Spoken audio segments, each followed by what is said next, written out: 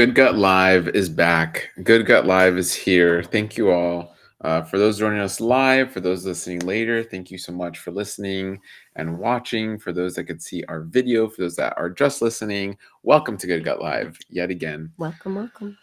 For those that don't know, my name is James Marin. I'm an integrative registered dietitian, environmental nutritionist, one of the co-founders of Married to Health, which is an integrative dietetics private practice. And I'm Dahlia Marin. I'm an integrative registered dietitian nutritionist, certified gastrointestinal nutritionist. I'm also one of the co-founders of Married to Health. So we're all about helping you heal with each meal. That's it. And we're excited. Today's topic is about the 5 food habits that can build a healthy gut. So I think people like easy, people like just kind of straight to the point. So this is going to be one of those episodes where it's 5 food habits.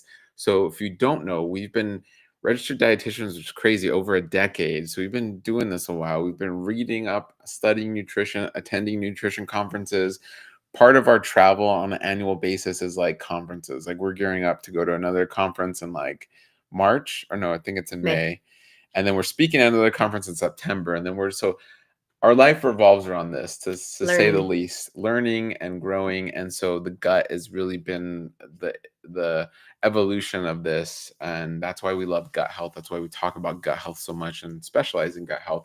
So we want to give you these 5 things. And I guess they're really in no particular order, but they're all equally important in their own ways. So we're going to be getting into that. As always, if you're listening and watching Good Gut Live, you can interact. We can see your comments and questions down below. So if you're like, what does that mean? I need clarification on that. Comment down below. If you're listening or watching after the fact on the Good Gut Live podcast, you can still comment below on Spotify and Apple, and we will see those comments. If you're like, I want to hear more about this topic, or you mentioned something about SIBO, IMO, ISO, blah, blah, blah. List goes on and on. We want to hear that feedback. We appreciate that feedback. And as always, feel free to review this podcast and leave us your wonderful comments and feedback. We appreciate that. Okay, let's get into it. We're also on Instagram. Hi, everyone on Instagram. Nice to see you and be with you. So let's get into it. So again, 5 food habits that build a healthy gut. And it's really hard. This was difficult because it's food, but food for us, we see it, and maybe for you as well, we understand that food just intersects with everything. Politics and family and social aspects and mental, emotional. Food is kind of everything and everywhere, but we really tried to stay on food, but you're going to see a slight overlap. But number 1, what we put here is trying new things. So it's this idea, and I think it comes on early when some of your pediatric patients and even just parents we came across, when people would see what Layla was eating. I remember Layla at a young age being at a restaurant. Strangers would stop and go like, "Your daughter's eating that? Like quinoa and or whatever we'd be eating. It was just full of greens and vegetables." And we're like, yeah, like she's eating that. So usually we would not order things for Layla from the kids menu. No. If it was brown food only kids menu, it was like, okay, let's just order her an adult meal. Yeah. So first one again is trying new things. Like there's so many new things to try. Like when I met Dahlia, I'm like, oh, you're Egyptian? What's Egyptian food, right? There's Egyptian food and Mexican food and Asian and Indian and Mediterranean. The list goes on and on. And I think obviously some are more known, like Italian food, but lesser known, like Ethiopian and I don't know, what are some other ones, like Croatian and like all these other cuisines and cultures that incorporate a variety of plants, right? A variety of plants. So when you're open to that, you're opening your body up to a variety of plants that also open you up to a variety of microbes. So if you're struggling with trying new things, what are I mean, I can give some tips. We want to so on this point number 1, if you're struggling with that, if your kids are struggling with that, we want to leave you with some tips. I don't know if you have some. Really like reflecting back, James and I have known each other now for going on 16 years. I was a picky eater when I first met you. And now that I'm realizing, no, because I grew up eating Mediterranean food, and I think I was a little bit more inclined to try more, I guess, ethnic food, if you want to call it that, because I was. But I was a really picky eater. Like there were many vegetables where I was like, I won't eat that. And I just remember my mom was such an adventurous eater. I remember being so pissed one time that she took me to an Indian restaurant for lunch. I was like, this is disgusting, and I don't want to eat this. Yeah, I was like a young preteen or teen, and I only ate the naan. I only ate the bread. I would not eat any of the proteins. I would not have any of the veggie dishes. So I was a picky eater before, but now I don't think that I am. I'm pretty adventurous with my eating, with the exception of like, I don't love raw cauliflower, so I really won't go for something like that. Yeah. And mushrooms, I like them cooked in a certain way, but I really will eat kind of any plant food, any plant protein. So don't give up. If your kids are a picky eater, when I worked with kids, the one thing that I saw parents doing that will honestly make it worse is calling their kids a picky eater.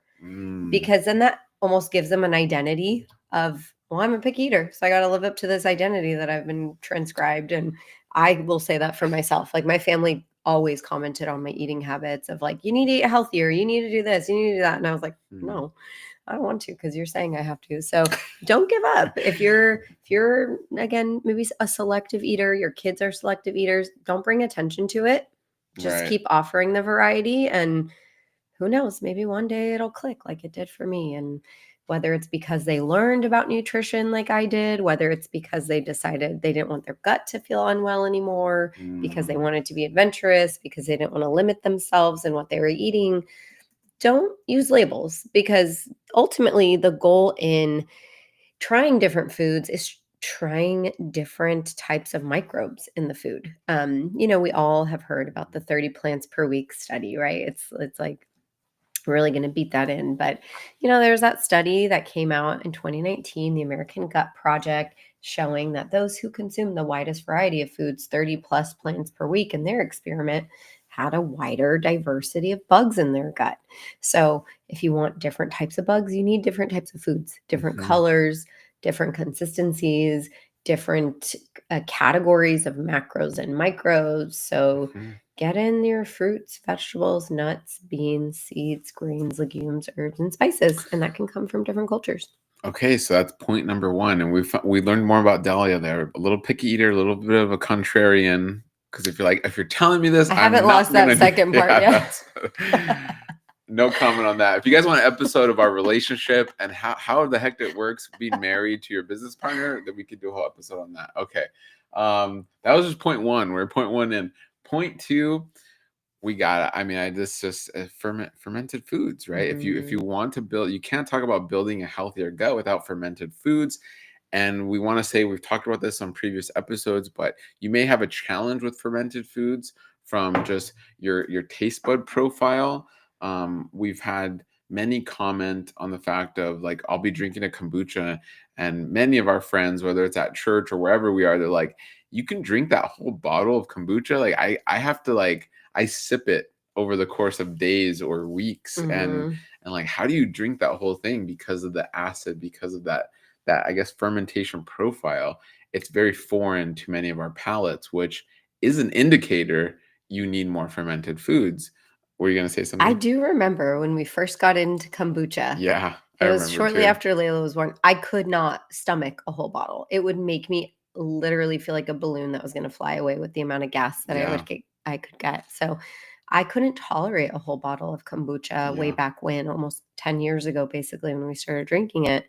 But now easy. I could drink two. I could drink three. I love me some kombucha, but be patient and really figure out, like, I had underlying gut issues.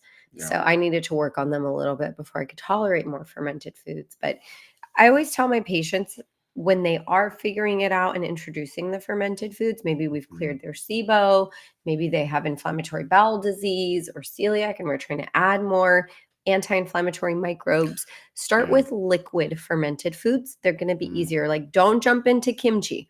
Your gut might not be ready for that. Don't jump into this fibrous, solid fermented food. Liquids are easy because you could start with just the tiniest amount. So whether it is kombucha, whether it is something like a water kefir, coconut kefir, other liquid forms like miso, a little bit more solid, getting into things like dairy-free fermented yogurts, the dairy-free cheeses, do things like apple cider vinegar, kvass, then maybe hop to sauerkraut, kimchi, tempeh. You can get into pickles and brine, things like that. But yeah. You kind of got into then our next point. But I want to say on fermentation, and the goal is, I mean, you're working your way up to about 6 servings a day, where there's been a good study design on that of showing 4 to 6 servings a day, helping with increasing your diversity in your gut, and therefore helping with just a robust and structure and function of the gut. And they actually found in that study, those who ate more fermented foods had lower levels of inflammation and a more robust immune system, right? Because we've been hearing, especially the last 5 years, your immune system's in your gut. And yes, that is very true. Partially, your immune system's in your gut. 70 to 80% of our gut-associated lymphoid tissue is in and around the gut, and that does house our immune cells. So if you want to have a stronger immune system, strengthen your gut with fermented foods. And don't forget sleep and other things like that. Yes. That's why I sound like this. Point number 3, which Dahlia was kind of alluding to, and really this is very important, but the idea of going low and slow. And so if you're Dahlia's patient or Rachel's, I mean, you've heard this, just going low and slow, which is really another way of saying be patient with yourself and understand what you're doing, because you may be struggling with histamine issues, you may be struggling with sulfur, FODMAPs, all these aspects. So remember, the goal, at least it should be the goal of your dietitian, or if you're working with our practice at Married to Health with one of our dietitians, it's we are rebuilding your gut, which we know we can do. Again, everyone's a little bit different. Again, you can have, depending on your age and how much damage, you can do a lot of damage. So it can take more time. It can take more effort. It can take more of patience.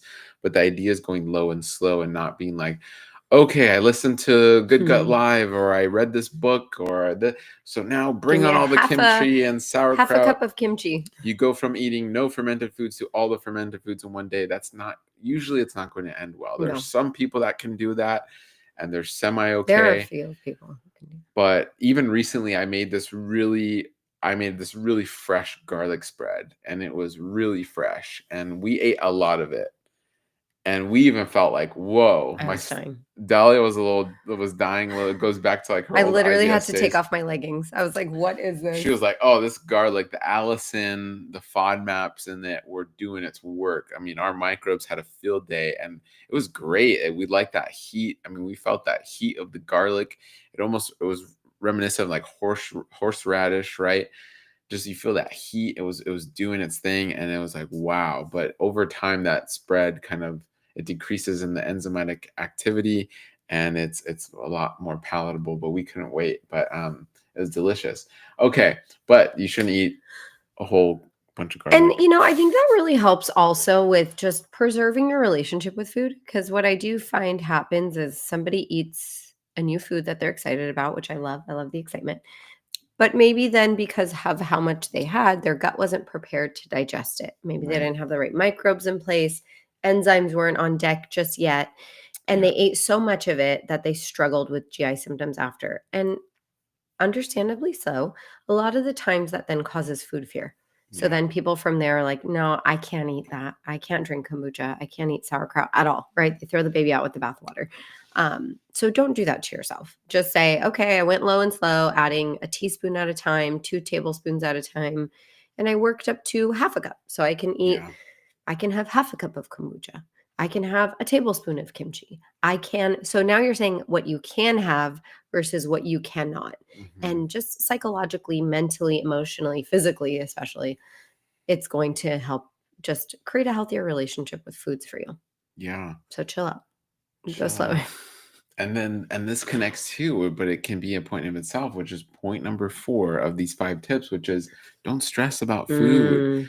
Don't stress. I mean, we can't tell you enough. And we had to take our advice, because I remember being like really gung-ho with it, and just like, I can't have any of this, and it has to be perfect and organic and and it's great. It's very important. Plant-based and organic and gluten-free, and yes, like all these restrictions, and a lot of those can be great, but if it's causing, whether it's causing just unwanted stress, whether it's causing you to skip meals because it's not perfect. Yeah, and I mean, that is just mental and emotional damage. You have to just kind of balance that out a little bit. It's not to say don't prepare and don't, I guess, don't feel like it's important, but at the same time, also don't let it be a detriment, right? The goal here is to heal with each meal. The goal here is to help your gut microbiome and restructure and rebalance, and all that. Stress is not going to really help, especially excessive amounts of stress. And if food is causing you stress, it's time to reevaluate. It's time to maybe seek help. It's time to get connected with someone who can help you, I guess, help you become stronger, where it's making this a little bit easier for you and it doesn't feel like a burden or this massive amount of stress. So I always like to remind people your gut bugs are like your gut babies. I yeah. call them your gut babies. And your kids are so intuitive. If you have kids or you've been around kids, you don't need to tell them when you're irritated, sad, mad. They will tell you, like, hey, are you upset? They pick up Yeah. on it. And so your gut bugs do too. Mhm. And I literally just yesterday had a patient tell me, I introduced sourdough. And I was like, great. How did it go? And she's like, I don't know. I was so stressed about it. I don't know if I didn't digest it well because of the sourdough or because of how stressed and anxious I was about introducing it. So we talked about a plan. We talked about these steps of take it back a step, maybe get a more fermented, triple fermented 72-hour sourdough that's more broken down, kind of pre-digested, have a smaller amount, and then use the tools we talked about. So she and I had spoken last time about really only try to eat when you're eating, if possible, right? I know sometimes you have to eat on the go or in different situations, but if you can, try to engage your senses in the meal. Only try to eat when you're eating. Try to only eat when you're eating, right? Try not to send an email, watch a show, reprimand your children. Not the time for that. You are there to rest and digest, feed and breed. So really walk into that, step into that. So if you're finding yourself getting anxious about something else in your periphery, recenter your senses. Ask yourself, what does this food smell like, taste like, sound like, look like, feel like? Really focus on, I'm here to rest and digest. I'm here to feed and breed. I often share a list of 5 or 6 meditations with my patients. They are specific and they're free. Go on YouTube. You can find these ones. Type in pre-meal meditation. And I will give a list of these to my patients. And I'm like, if you need to, listen to these maybe while you're prepping something with that sourdough bread or that new thing that you're trying, because your nervous system wants to be as calm as possible. Because when you're stressed, that adrenaline doesn't just come from thin air and that cortisol and that epinephrine. Those hormones require energy to make. And your body needs to pull from somewhere and something else that it's usually doing. And the first 2 places it's usually going to pull from, because your body knows you won't die without these things being completely carried out, are your digestion and your hormones. So when you're very stressed, and again, your body's having to exert energy making those stress hormones, you're going to digest a little bit less completely. Maybe you're making a little less stomach acid, a little less bile, fewer amounts of brush border enzymes or pancreatic enzymes, a little less saliva, because it has to come from somewhere. So remind yourself, I'm here to rest and digest. If you don't feel rested, if you don't feel calm, get yourself into that place, whether it's a song that takes you there, a conversation, a meditation, breath work, sense work. Get there. Try not to stress about food. And I'm gonna be completely honest, where like this is easier said than done. I know this. Like it's so easy for me to like, oh, I'm eating, especially when Dahlia's not there and it's a busy day and I'm just taking a quick lunch break, to pull out the phone and like go on YouTube and like watch something like that. That is something I struggle with. So we totally get it. This isn't, again, something that's gonna happen overnight. No. But it's set guidelines. Like we have guidelines in our home. Our family meals are no phone zone. No Totally. phones at the table. We sit together at the table. We eat together at the table. We converse. And we have a rule, like there's no heavy topics at the dinner table, right? If Layla got in trouble that day at school, that's not the time we're going to talk about it. We'll talk about it before bed or another time, but dinner is not the time. That is our time to rest and digest, feed and breathe together. And really, if I'm being honest, like stress is probably the biggest trigger historically for my IBS symptoms. And still, like, that's the only thing that will get me now. Food does not get me anymore, unless it's 5 cloves of fresh garlic that I ate. That's literally one of the but only, honestly, this whole year, that's the only thing that's given me a stomach ache. But honestly, if that was Dahlia from 8 years ago, I would die. You would have been bury dead. me. Yeah. So food doesn't get me anymore outside of that. But Yeah. stress will still get me. So really be aware. What is my state of mind? And maybe it's unavoidable stress. Maybe you can't control it at that moment. Then maybe have a more simple meal. Have an easy to digest. Maybe have a smoothie. Maybe have an oatmeal. Have a soup. Have something that's kind of pre-digested. Help your gut out. So you're not like, hey, you're super stressed. Here's cauliflower rice and a kale salad. Good luck. You'll be fine. And then you're Right. not only still stressed, you have physical stress from your GI symptoms. So Yep. try not to stress about food and try to make food less stressful if life is stressful at that time. So important. I just remember, like, the weeks that we were going through as we were losing my mom. Mm, I just remember one day I ate these cauliflower crackers and I ate a mm, pretty good portion of them. I was almost incapacitated that day mm, because I was so stressed already and just so anxious about everything happening with my mom. My body was like, girl, are you crazy? I'm not going to mm. digest these cauliflower crackers. So, yeah, really give your body a break and just be aware of what your body needs at that time, what it is capable of that time, and what you can do to help it at that time. Yes.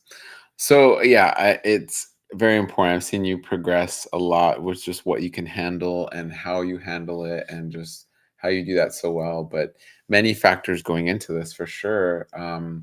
And it's important to look at all these factors and understand these factors, and that's what happens over time. It is part of just this building upon your It's experience, wisdom. building upon what you're learning and what you're gaining. So very important. Last point we'll get to. We're running through this Mhm. really quickly. I love it. Embrace the microbes. So Mm. that is the overall. I mean, it's a summary. It is the last point. It maybe is the most important point, because you can do this obviously with food. Food is a great way. It's one of the biggest ways that we as humans obtain microbes and prebiotics, which feed our microbes. So what you're eating matters. So whether it's raw foods matter, fermented foods matter. This is why we're big fans of buying organic or even regenerative organic certified. That matters When it doesn't because stress you out too much. of microbes. Yeah. I mean, don't let it be like, oh my gosh, I have this huge grocery bill. I have to shop at Air One. Or I I'm not have gonna eat to. veggies if they're not the perfect regenerative organic certified veggies. Right. Yes. So that's great context. But the goal then is to understand, to embrace the microbes. So you, like, again, you can do that with food, and that is our focus for this topic. But also just understand your lifestyle as well. Are you in nature? There's many times where I'm Mm. like, I feel off, and I look back, or we've had such a busy time where I'm like, have I been in nature? And that's one of my big ones for me, where I like to be in nature. I like to be in a forest. I like to be on a trail. James I is like to be like at the Moana, beach. where he's like, "It calls me." Yeah, I'm like exactly like Moana. um, and I feel it, like, and I honestly think it's almost like my microbial exposure. Something in my body's going like dangerously low on these Mhm. environmental microbes, And vitamin because D. and vitamin D, because we get that from our environment. Every time we breathe, we're bringing in fungal spores, we're breathing in bacteria and viruses from our environment. That's why it's important to keep our environments healthy. Uh, Getting even more local, your room, your office, your house, how is that environment? So these are important environments where we want to embrace microbes. So some tips here, just simple things, are all the tips we gave you to embrace the microbes, but adding to that, house plants. This is where pets can be important too. I know our dog is a huge beast, but she brings a whole new set of microbes to the house, what studies have shown, having a pet, whether it's a cow, a pig, a dog, can be beneficial for your health. Um, it's houseplants, like I mentioned. Houseplants not only help to reduce chemical exposure in the air, but they can also bring a new set of microbes to your house. This is people, the people in your house. How healthy are the people in your house? If you're living with healthy people, they are sharing their microbes with you. So Substances. yeah, substances, Mhm. fragrances, or Alcohol, right? yeah. We went on a trip last weekend for a Mm. friend's birthday and heard from so many people, I have IBS, and just observed so much alcohol consumption. But, really understanding, I posted an interesting reel the other day from a physician who was speaking about how alcohol irritates and damages your mucous membranes, and your entire gut is lined with mucus. So what are you consuming maybe that you can back out from, or back down, or reduce significantly? Is And it additives in food? Is it things yeah. like that? And on a quick side note, we're really excited to get into alcohol a little bit more. You've heard of a healthy glass of wine, and you're hearing a lot more about alcohol. We've been big proponents of like dry January in the past, and we don't drink alcohol, but we're really excited to educate on that. It is kind of like the added sugar of our time, where sugar is healthy in the right context. Alcohol can be healthy in the right context. We've just really done a disservice to alcohol and fermented beverages which produce alcohol, especially in the US. We take alcohol that is in a healthy fermented beverage and we distill it out and turn it into shots. There's Mm. literally songs about it, shots, right? And we take all these shots and we're like, I don't feel good. Well, it's like, yeah, you distilled alcohol and concentrated it in a way that nature never intended. It's the same thing we do with sugar, right? We take sugar from corn or apples or whatever it is, and we distill it in a way nature never intended, and we consume copious amounts. That's why sugar can become addictive. That's why alcohol can become addictive, because we are really removing it from the natural safeguards that were set in place. And so that causes lots of problems. So we're excited to get more into that. If you're excited, let us know down below in the comments. But this Mhm. is all connected, right? So we're embracing these microbes. We're excited to teach you more into these little areas of life, of your lifestyle, of nutrition. And so these are things, just to recap: being open-minded, fermented foods, going low and slow, don't stress about food, and overall embracing microbes. These are 5 huge tips that we've found over the last decade plus as dietitians, especially as more gut focused, gut health dietitians, that really help to build a healthy gut microbiome. And you may be listening and saying, "That's nice. I've tried those things and I don't tolerate them. I want to eat the 30 plants per week. I want to eat fermented foods. I've tried to go low and slow. I only eat 3 foods, 5 foods right now. I'm trying to embrace the microbes and not stress, but it's stressful that I can't eat foods." You Mhm. might need individualized help. And maybe you've sought out help before and you said, "I've seen gastros, I've seen other nutritionists or dietitians, they weren't helpful." Maybe you didn't see the right one for you. So don't lose hope. Know that help is out there. Our team is ready to help. If you do want to seek out help with our team or another integrative nutrition team, or integrative care team, but Mhm. there is always hope. Your body wants to heal. You have the affinity to heal with each meal, and Totally. you need to feel with each meal to do that. And if you need help learning how to do those things, reach out to Mary Health, reach out to another person who can just accompany you on that journey. Because if you've gone at it on your own for a while and it hasn't been fruitful or successful, reach out for help. We all need community. We all need to help one another. Yes. Wonderful, everybody. Well, we hope you enjoyed these 5 big habits and tips. It really comes from a lot of experience. It comes from our heart, so we appreciate it, Mhm. and we hope it was helpful. It comes from walking through the journey myself as well. Again, I've shared before, I previously had IBS for 30, probably 20 plus years, at least 20, 25 years. So I Mhm. know how it feels. I was empathizing with a few friends on that trip over the weekend, saying things like, when I have IBS, it makes me so anxious. It makes me not want to eat, because then I end up missing out on the fun with people because I'm just distracted with my IBS symptoms. I never Mm. want that for anyone, especially you who is listening. So if you need help, we are here to help. And there are people who are knowledgeable and caring and compassionate and just want you to have that great lifestyle, that heal with each meal lifestyle. Yes. All right, everybody. Well, we love this. This was great. If you enjoyed this topic, let us know down below in the comments. If Thanks, you Heidi. think of another topic, let us know down below in the comments, and Yes. we'll be back for another Good Gut Live every Friday. You can catch Good Gut Live on Spotify, iHeartRadio, I'm gonna add to one of the Apple. topics of like, Oh, what if I don't have typical SIBO? What if it's oh, another bug? So we're going to be talking. We can talk okay. basic like we did today. We can Oh, get future nitty gritty. topic. Yeah, yeah. So let us Okay. know. Sounds good. Whether you're listening now or later in any one of those platforms James mentioned. All right. So have a wonderful Friday, everyone. Have a great weekend. As always, heal with each meal. And feel with each meal. Until next time. Bye, everybody. Bye.